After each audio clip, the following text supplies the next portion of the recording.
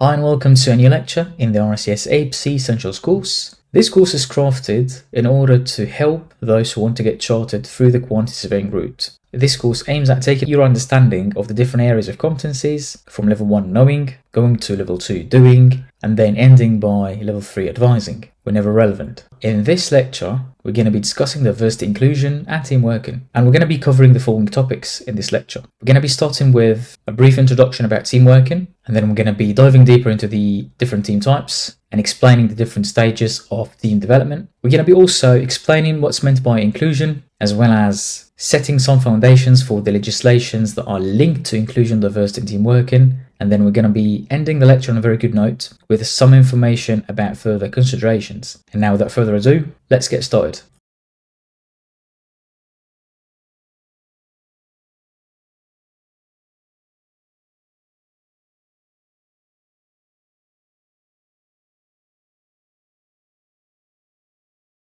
Having understood a bit about team working, as well as discussing different types of teams, it's now time to understand how a team is formed and how a team spans. So there are 5 main stages in forming any team. The first stage is forming, where people are pulled together from different places with different levels of understanding of the roles and responsibilities, as well as the objectives. People coming with different thoughts, different ideas, and they are put together in one place or different places, but they are trying to serve a specific set of goals and objectives. In this stage, people are not performing as one team, but rather as a number of split individuals. In the second stage, that's where conflict happens between the team members, because different team members, they have different thoughts, thinking in different directions, and that's where they're going to have a clash with the rules and requirements in place. The performance of the team is not yet good. They're trying to figure out how they're going to be dealing with one another. And here comes the role of the third stage, which is norming. Norming is where the team members, they try to sit with one another and they put together a set of rules that is going to regulate how they communicate and perform. In this stage, you will see some output from the individuals as a united team. And that paves the way to the next step, performing. Performing is when the team is at its peak maturity and performance. People focus on the team as a whole.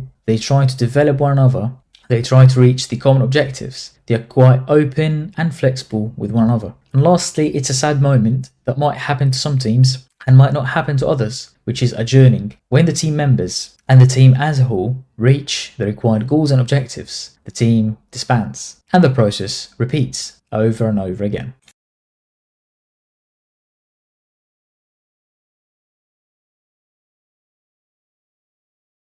Having understood what is an inclusive environment in the first place and a brief about the inclusive design, it's now time to understand how this is regulated within the UK. There are 3 main regulations that are related to inclusive design and inclusive environments. The first one is the Equality Act in 2010 with amendments in 2022. It collates a number of them anti-discrimination laws, such as the Equal Pay Act, the Race Relations Act, the Sex Discrimination Act, and the Disabilities Discrimination Act. The second one is the London Plan in 2021, which makes sure that inclusive environments and inclusive design is implemented within the City of London and the boroughs of Greater London. It makes sure that people and designers specifically, they are championing the best practice, as well as liaising the best practice between different players in the supply chain and awarding the best solutions, which can help people and drive social value. The Construction Industry Council, they do have a number of them initiatives that resonate with the London Plan. They try to collate together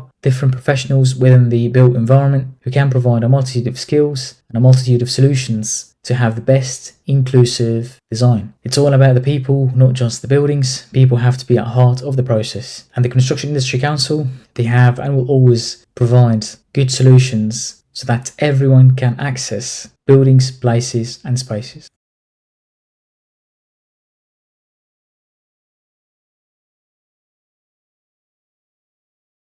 The last thing that we're going to be discussing in this lecture is quite related to the communication and negotiation area of competence, as well as incorporating this with team working. The first thing is RICS matrix, which is a responsibility assignment matrix. It tackles who does what and at what level of the organization. The first part of the RICS matrix is the responsible people who are in charge of a process or a number of them processes. They make or take the decisions. A responsible person can also be an accountable person who's going to be taking the responsibility for any decisions made. Sometimes the responsible person reports to the accountable person. So it doesn't mean that they have always to be on the same level. They can be on different levels or sharing the same level. Normally, decisions that are made are being consulted with internal and sometimes external stakeholders. These are the people who are consulted. They might take part of the accountability for decisions made, but not always. And finally, people who are informed about decisions made, they are normally the subordinates, lower level employees. And the second thing that we're going to be discussing in this slide is the strategic alliance, which is in simple terms, a partnership between two or more organizations. They have to account for this in their business plans, and there has to be a very definitive RICS matrix between the organizations that are entering into that strategic alliance.